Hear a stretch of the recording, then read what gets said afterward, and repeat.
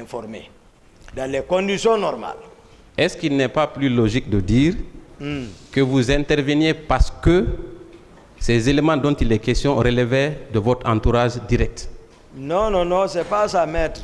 Très bien. Ne pensez pas comme ça, c'est pas ça. Très bien, je vais avancer. Ouais. Je vais venir maintenant à la planification des événements du 28 septembre. À partir de quand, à votre connaissance, la planification des massacres du 28 septembre a commencé? De votre expérience, étant donné que vous étiez dans le cercle restreint du pouvoir, à quel moment on peut situer la planification? Ça, c'est pas... Moi, je ne parle pas de planification dans ça. Moi, je parlerai de coïncidence. De coïncidence? Je vais vous expliquer. Oui. Parce que, à ma connaissance, je n'ai pas été informé de ça après l'abbé. Moi, je dormais. Ils sont venus me réveiller. Ils m'ont informé, je suis assis dans mon lit. Je les ai dit, personne ne sort. Laissez la police et la gendarmerie, ils sont partis. Ils ont rencontré le président, il les a dit de m'appeler. Il m'a appelé. Ça, c'est dans les environs de 9h, 10h. Je me suis préparé, je suis venu à son encontre. J'ai répondu. Si je vous ai décrit. Si vous permettez. Oui. Est-ce que, à quel moment vous vous êtes rendu compte que la manifestation serait réprimée? À quel moment? C'est la question que j'ai voulu en fait poser. À quel moment vous vous êtes rendu compte? Quand je suis venu à répondre à l'appel du président. À la rentrée, c'est là-bas. Quand j'ai même fait les mêmes gestes voilà, dans quel état il se trouvait. Est-ce que vous n'aviez pas une autre possibilité, par exemple, d'informer le général Konaté de ce qui se tramait ou qui se préparait? Est-ce que vous l'avez appelé le général Konaté pour savoir quelle était sa position dans cette histoire? Non, moi, je ne relève pas du général Konaté. Mais je ne relève pas de lui. Vous ne relèvez pas de lui, voilà. Mais c'était la deuxième personnalité quand même, n'est-ce pas? Non. Moi, si le président, lui, commandant du régiment, je vous ai dit, lui-même, le général Konaté, lui, il n'a rien à voir avec le régiment. Je vous ai dit, le plan B qui s'est préparé, c'est ça. Le plan B, c'était quoi? C'était pour nous éliminer. Général Batou, même son décret était prêt pour faire chose comme gouverneur. Vous avez dit aussi avoir remarqué qu'au camp, il y avait des éléments qui avaient été amenés, qui seraient venus de Kaléa. Est-ce que vous confirmez? J'ai vu. C'est pas... D'accord, peut-être ça peut être les synonymes. Remarquer, voir, peut-être c'est ça. Est-ce que vous en avez parlé au président d'Addis directement? C'est-à-dire, je veux que vous compreniez dans quel contexte nous étions. Il y a ses proches. Même que c'est toi qui vas parler là-bas qu'il va écouter. Ceux qui ont accès. C'est avec eux qui discutent tout. C'est aussi au vu de tout le monde. S'il les envoie à l'enceinte de la présidente, il est prêt. Moi, je suis venu pour les vider. Ils sont venus dire que c'est le président qui a dit de les envoyer. Je vous ai dit la fois dernière, même le commandant de 36, Jure, m'a appelé à 2h du matin pour m'informer de l'appel du président de s'apprêter à recevoir un groupe là-bas.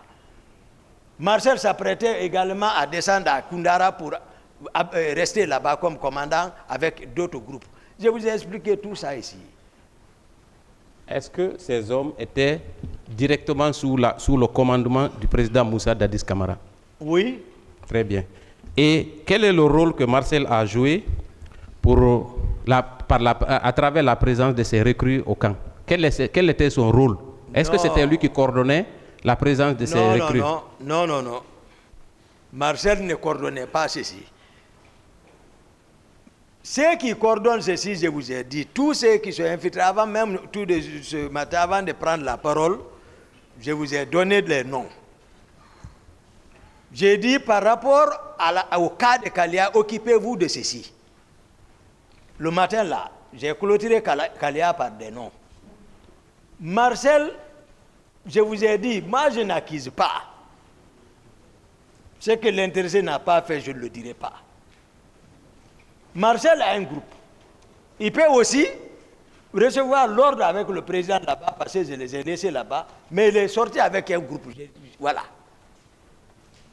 C'est lui qui sait. Est-ce que Marcel était présent au moment de la remise des armes aux recrues qui étaient venus au camp? Non, c'est pour encore vous faire, voilà, pour vous montrer, Marcel n'était pas présent. Qui était présent parmi l'entourage du président? Il y a beaucoup de figures dans ça. Mais c'est bon, je pense que c'est l'occasion d'en parler. Non, c'est-à-dire, moi je connais les ordonnateurs, les personnes auxquelles ils relèvent. C'est-à-dire, par exemple, Macambo, par exemple, Georges, par exemple, Théodore. Mais qui est Georges? Où il est actuellement? C'est un gendarme, c'est un colonel, certainement il doit être à l'intérieur du pays. Oui, certainement il sert là-bas. Mais il n'a qu'à venir passer ça. Théodore doit être à l'état-major ici, je crois, de la gendarmerie. Il n'a qu'à répondre. C'est les ordonnateurs, ça. Marcel, je vous ai dit depuis, j'ai dit Kaléa, même Pivi, Marcel, j'ai dit non. J'ai été clair par rapport à ça. Maintenant, c'est Marcel qui sait quel groupe il a pris pour sortir. Maintenant, ces armes, vous dites avoir vérifié, en tout cas regardé à travers votre fenêtre. Oui. Qu'est-ce que vous avez aperçu dans le camion? Est-ce que c'était des Kalachnikov ou c'était quel type d'armes? Oui, il y avait les Kalash, il y avait les FM, il y avait les RPG. Maintenant, dites-moi, moi personnellement, je n'y connais pas grand-chose. Est-ce qu'on peut évaluer le nombre d'armes? Est-ce que c'était un camion rempli d'armes ou comment ça? Il y avait les armes de moi, je n'ai pas pu dénombrer ça, mais à vue d'œil, ce n'est pas une petite quantité. Donc ça pouvait équiper une centaine de personnes? Je n'ai pas dénombré, maître, mais quand même, c'est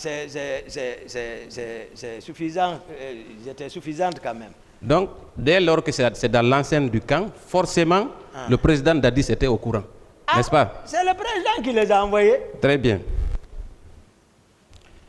Monsieur Marcel a déclaré ici, il y a quelques jours, qu'il était malade et alité à la clinique Ambroise Paré. Est-ce que vous étiez au courant de ça? Voilà, son accident, c'est vrai, il a effectivement fait un accident. Est-ce qu'il est resté alité au camp pendant une semaine, la semaine qui a précédé? Non, il a fait un accident. Moi, ça n'allait même pas entre nous. Mais moi-même, je suis passé le voir à la clinique là-bas. J'ai même donné l'argent à un Marcel là-bas. Mais il est sorti le même jour. Donc, ce n'était pas si grave que ça? Il est sorti, je vous ai dit, la réunion de Thomas, c'est nous qui avons présidé. Très bien. Très bien. Ensuite, il a parlé de comment se faisait la dotation en armes pour la garde présidentielle. Il n'y a pas l'affaire de dotation. Tout le monde est venu avec son arme. Depuis après la prise de pouvoir, il n'y a pas eu... Voilà. Tout le monde était avec son arme. Il n'y a pas l'affaire de dotation là-bas. Personne n'a été doté là-bas. Si on dit, peut-être, les camions là, certainement ceux-ci ont été dotés. Mais dire la présidence, il y a une dotation d'armes, non. Donc il n'y avait aucun contrôle sur les armes qui circulaient dans le camp? Il n'y avait aucun contrôle. Merci beaucoup. Maintenant, je vais venir sur les questions concernant le stade. Oui. Je pense que la question vous a été posée, mais je ne suis pas très satisfait des réponses que vous avez apportées. Parce qu'il y a quelques zones d'ombre qui méritent d'être éclairées. D'accord. Voilà. Dites-nous, comment êtes-vous arrivé au stade? Avec combien d'hommes? Oh non, je suis sorti mettre avec Fromo, le féticheur. Comme je l'ai dit, dans une voiture personnelle, 4x4. Et c'est moi qui conduisais. Même un garde n'était pas avec moi. Je suis sorti avec Fromo, j'ai expliqué les circonstances. J'ai compris les circonstances. Maintenant, est-ce que quand vous êtes arrivé sur l'esplanade du stade, est-ce que vous n'avez pas contacté un chef hiérarchique ou en tout cas